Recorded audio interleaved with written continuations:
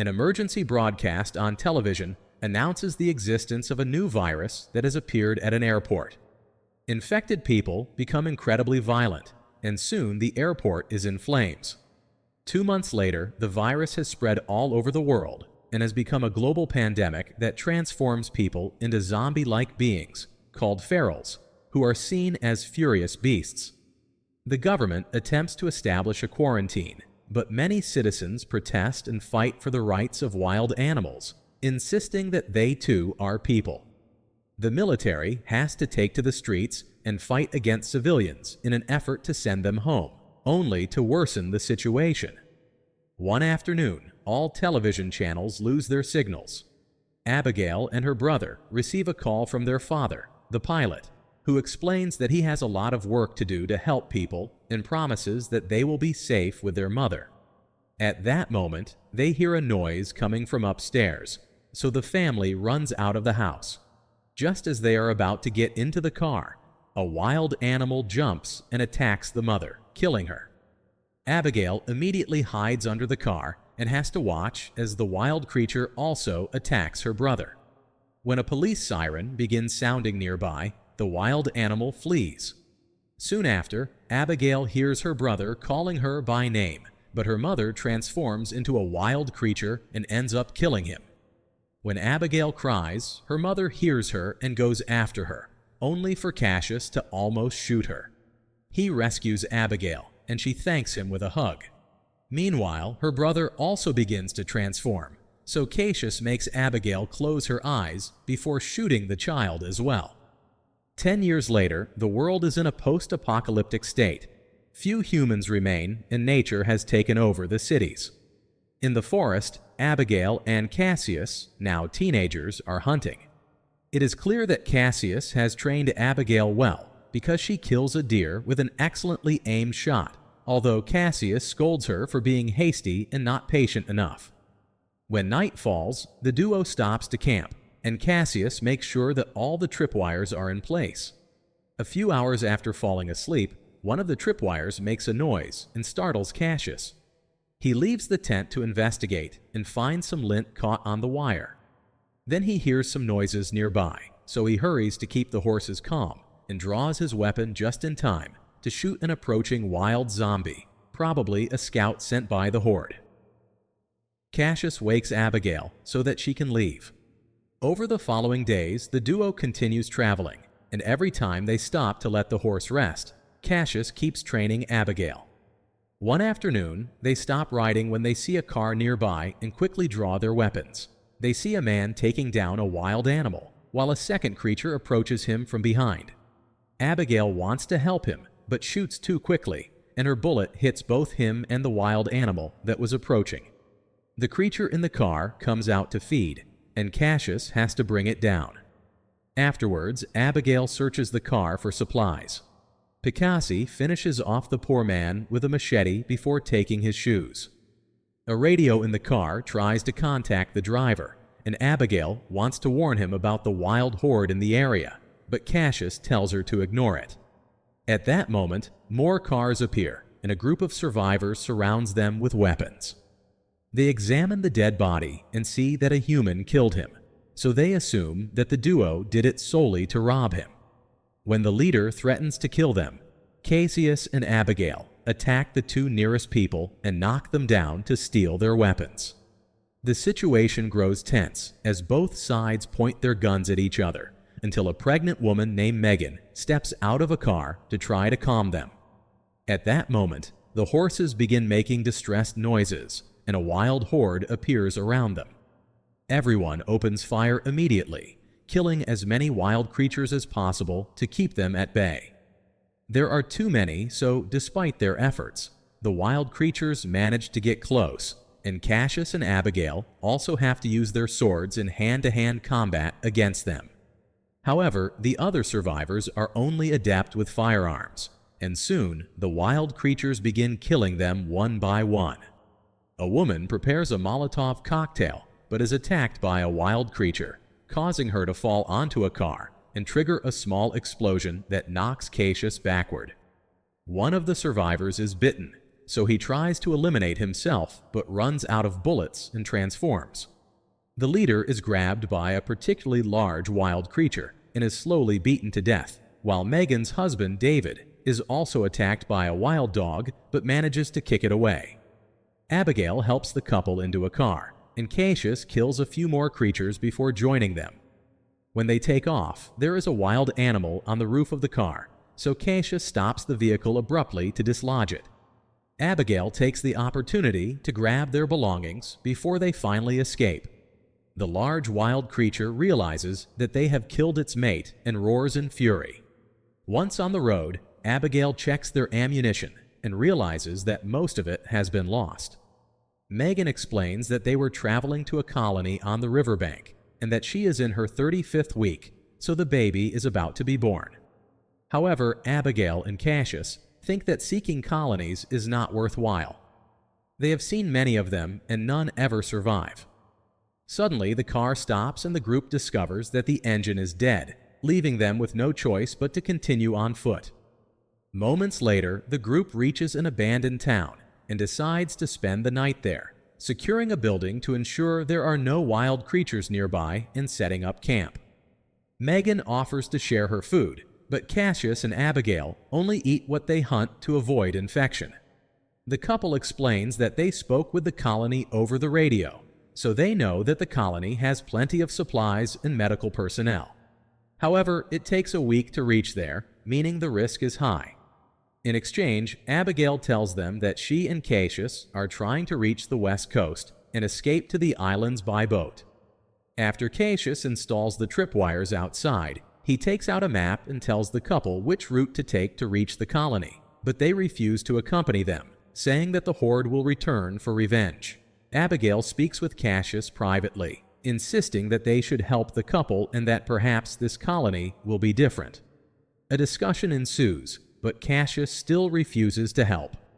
In the middle of the night, the horde finds the broken-down car and follows the path toward the city. Meanwhile, the men cannot sleep, so Cassius shows David that he always has a spare bullet in his pocket in case he gets bitten. David only has a cigarette and a twisted ankle. They chat for a while and end up forming a bond, which persuades Cassius to agree to help them reach the colony the next morning. Abigail hears a noise and goes downstairs to investigate. Suddenly, a wild creature attacks her and makes her drop her weapon, but she is still able to quickly kill it with her machete. A second wild creature begins chasing her down the stairs, and Abigail uses a broken window to hurl the creature out of the building. She nearly falls herself, but Cassius catches her just in time. When the horde arrives at the building, the group has already left. A wild creature trips over a cable and triggers a small explosion that kills it. Sometime later, Abigail recognizes the area they're in and remembers that there is a civilian airport nearby where her father used to fly a light plane. Cassius wants to keep moving and thinks that an airport would make it easier for the horde to corner them, not to mention that probably all the airplanes have disappeared. However, Abigail and the couple vote in favor of going there, so Cassius has no choice but to follow them. After walking for a while, they find an old building and a car with a man who was recently shot. Cassius tells Abigail to search the building for supplies, but she refuses to stop to rest because she believes they are not alone. Abigail only finds some coffee and does not see the family hidden in one of the rooms. Cassius checks the trunk of the car and finds a wheelchair, which they use to transport Megan. After the group leaves, the horde finds the building and massacres the family completely within seconds. When they finally arrive at the airport, there are no planes around.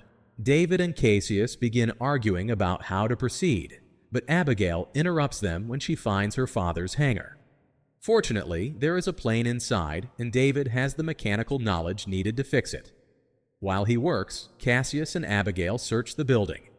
Abigail finds a photo of herself with her father on the floor and hangs it back on the wall. At that moment, the horde arrives, so the group hastily boards the plane, even though it is not yet ready. Cassius opens fire to slow down the horde, and David manually spins the propeller to help the plane take off. Abigail's knowledge of flying is limited and the plane is slow, so the horde is closing in too quickly. Fortunately, they soon find the right buttons, and the plane begins to gain speed. A wild creature manages to cling to the door, and Cassius has to shoot it to make it fall off. Then the plane takes off, and the group manages to escape.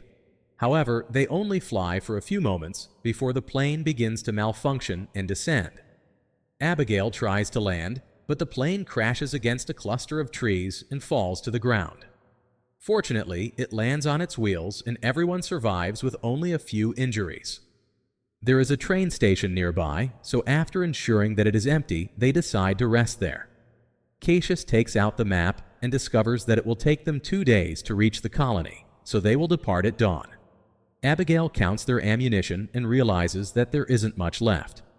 Megan and Cassius share some food, and Cassius admits that Abigail reminds him of his wife. He reveals that he had to kill his infected family, and that later she self-eliminated because she could not bear it any longer. Cassius also shares the story of a boy from his hometown who was bitten. Since the wound did not affect any major artery, it took a couple of days for him to fully transform. Meanwhile, David finds a private place to examine his ankle and reveals that it is not twisted. The wound is actually from a bite, and David knows that he should isolate himself the next day.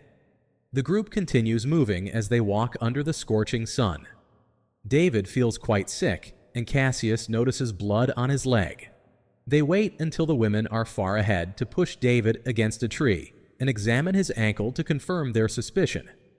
Cassius gives him the option of telling everyone on his own terms, but if he doesn't do it soon, he will shoot him at night. The group finds a house with the lights on, and as they approach, a voice asks what they want. Cassius thinks it is too dangerous, but Abigail steps forward and explains that they need help, swearing that they mean no harm and mentioning the pregnant woman. Norton opens the door and points a gun at them, asking them to leave all their weapons in the trunk outside. Then he invites them in with a very sweet and welcoming demeanor. Cassius points out that the house has electricity, and Norton explains that he is an engineer and has built devices that provide electricity and hot water. He also mentions a wife, but ignores Megan when she asks where she is. Norton shares his bread and vegetables with them, and Abigail is happy to take a shower. Cassius finally manages to connect his laptop and look at old photos, revealing that his wife had been pregnant before the pandemic. When he goes to see Megan, she admits that she is scared because she hasn't felt the baby move since they arrived at the house. She makes him promise that if anything happens to her, he will protect her child. Later, Norton shares a drink with everyone and explains that he has lived there for 20 years, but his wife is no longer around. He has heard about the colony on the radio, but is not interested in joining them because he prefers solitude. Then Norton begins to rant about people who are too obsessed with returning to old customs and how humanity deserved the pandemic because they destroyed the planet and its ethics. He even compares the virus to evolution, saying that only the strong have survived. Cassius notices a strange knife on a table, but Norton snatches it away from him. Feeling increasingly ill, David rushes to the bathroom and notices that the infection is spreading. When he comes out, he discovers that his friends are unconscious because Norton, now wearing a lab coat and holding a strange machine, has added something to the drinks. He can tell that David is infected, and he activates the machine, which produces a sound that causes David to collapse in pain. Norton explains that the device is like a dog whistle that only works on the infected. Before David faints, the horde finds the train station and continues its search. Moments later, David wakes up to find that the entire group has been tied up in a basement. Norton is there taking notes for his experiment and reveals that he has his infected wife locked in a cage. He lets her out and controls her with his device to make her attack the group. Cassius and Abigail kick her several times to hold her back, prompting the woman to go after David, who manages to break the ropes in a counterattack. They only struggle for a few seconds before David overpowers her, and Norton has to use his machine to prevent him from rescuing the others. However, David is not yet fully transformed, so he overcomes the pain and breaks the remaining ropes. Cassius finds a weapon and attempts to shoot Norton, who immediately flees. The group runs upstairs and closes the door behind them, at which point Norton begins beating it with an axe. Abigail steals Norton's car keys, and Cassius recovers his belongings before beating David. He wants to shoot him now, but the women convince him to wait. On the way to the car, Megan discovers that her power supply is broken. Norton comes out to watch the group leave while his wife growls at him. When the car reaches the forest, the horde finally catches up with them and chases them. The group sees lights in the distance, meaning they have found the colony. They try to drive as fast as possible, but unfortunately the road is blocked by a tree, and they must continue on foot. The horde is approaching, and they open fire, but David runs out of ammunition. Since he will transform anyway, he tells the others to go while he gains some time. The couple shares a heartfelt farewell, and before the trio departs, Cassius gives David his spare bullet. Once they are far enough away, David smokes his cigarette and begins fighting the wild creatures hand to hand, managing to defeat some of them. However, the large wild creature surprises him from behind and breaks his neck. The rest of the wild creatures chase the other survivors, so Abigail has to fire her weapon to protect Cassius while escorting Megan. She also begins screaming for help, which draws the attention of the guards at the colony's gate. They quickly shoot all the wild creatures chasing the trio. When the remainder of the horde sees the bodies and the lights, they immediately retreat back into the forest. Afterwards, the heroes manage to enter the colony, and Megan is taken to the infirmary where a midwife cares for her the next morning.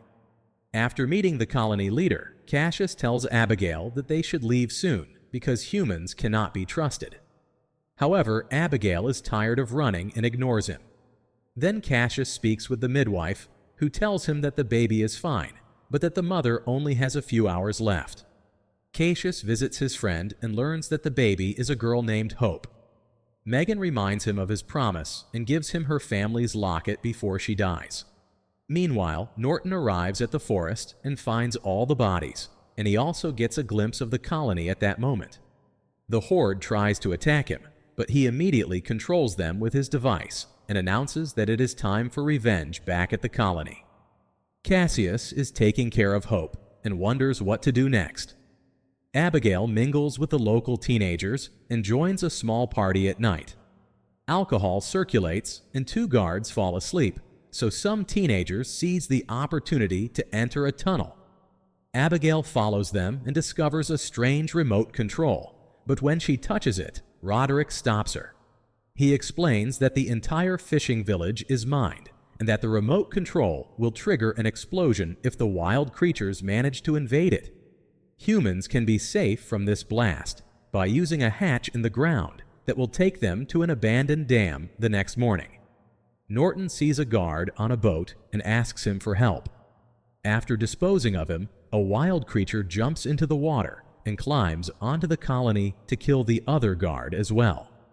Now Norton can send the entire horde to attack while the survivors are slaughtered everywhere.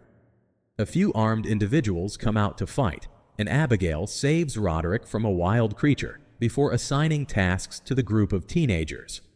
Those with weapons must find a higher position from which to fire, and Roderick must guide the survivors to the dam while she searches for Cassius. As panic grips the colony, the midwife takes Hope away from Cassius so that he can go search for Abigail. The armed people begin to run out of ammunition, and the colony leader tries to flee, but a wild creature immediately kills him. Then Abigail and Cassius finally reunite and begin fighting the wild creatures together, using a combination of firearms and hand-to-hand combat. When they see an opening, they try to join the evacuation, but Cassius gets distracted when he sees Norton, and a wild creature knocks him down. Cassius manages to stab the creature, but Norton finds him and begins kicking him while talking about making the world safer. After a while, Cassius manages to stand up and pushes Norton against a wall, repeatedly smashing the device until it breaks. Then Cassius runs back to Abigail, while the wild creatures leap onto Norton to kill him. The survivors finish crossing the tunnel and reach the dam, so they ask Roderick to activate the explosives, but he hesitates because Abigail is still not out of the colony. A large wild wolf attempts to attack Abigail, so Cassius strikes it with an oar. When the creature falls, Abigail notices her bracelet and is horrified to realize that it belonged to her father. The shock leaves her frozen, and Cassius has to pull her out of that state and drag her to the hatch. The duo enters the tunnel just before Roderick grows tired of waiting and detonates the place, killing all the wild creatures in the colony. Afterwards, the survivors discover among them an infected man. As Cassius tries to calm him, a wild creature suddenly leaps out and kills the man, then turns to attack Cassius, triggering a fight. They beat each other continuously until they fall to the ground, where the wild creature nearly bites Cassius. This time, Abigail is patient and waits for the right moment to shoot. The survivors watch as the colony burns and wonder what to do next. Abigail tells them that they can build a new home at the dam, and Cassius reveals that he stole Norton's notebook containing instructions to build